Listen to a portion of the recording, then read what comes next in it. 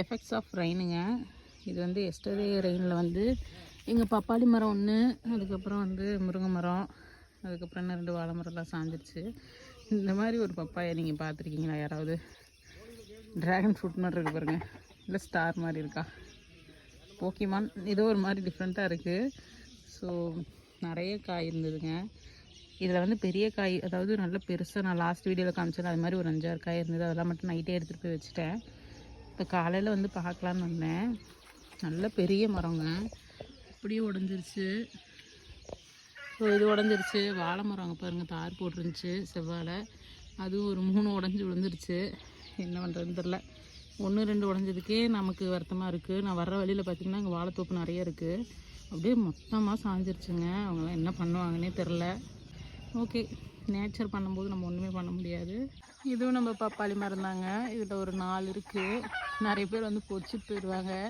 So மீதி இருக்கிறது இவ்வளோ தான். நம்மக்கிட்ட இன்னொரு பெரிய மரம் கூட இருக்குதுங்க. இது ரொம்ப டாலாக போயிடுச்சு, நம்மளால் பொறிக்க முடியாதுல்ல, அதனால் விட்டுருவோம். குருவிங்களாம் சாப்பிட்டுக்கிட்டுருங்க. நம்ம பாருங்கள் எப்படி ஒரு குருவி சாப்பிட்ருக்குன்னு. இப்போ ஒரு இது வந்திருக்கு பாருங்க, உட்பெக்கர் நினைக்கிறேன். ஸோ இந்த மாதிரி தாங்க இயற்கையோடு வாழ்ந்துகிட்ருக்கோம். So it's nice. Morning weather செம்மையாக இருக்குங்க ரெயினுக்கு அப்புறம். நம்மக்கிட்ட 2-3 கொய்யா மரமும் இருக்குங்க. இந்த மரம் வந்து இதான் ஃபஸ்ட் டைம் வந்து காய் காய்க்குது.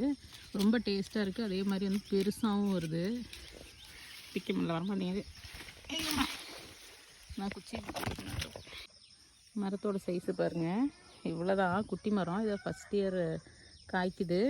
நல்ல காய் வந்து பெருசாக வருது. காரணம் வந்து இங்கே தான் வந்து இங்கே மாட்டு சாணம்லாம் போட்டு வைப்போம், அதனால் நல்ல ஹெல்த்தியாக வளர்ந்துட்டுருக்கு. ஸோ ஒரு 4 காய் இருக்குதுங்க. இது இன்னொரு மரத்து காய்ங்க. போன வருஷம் இந்த பாலிஷ்லேயே இவ்வளோ பெருசு வரும். அது வந்து ஃபஸ்ட் டைம் காய்ச்சிது.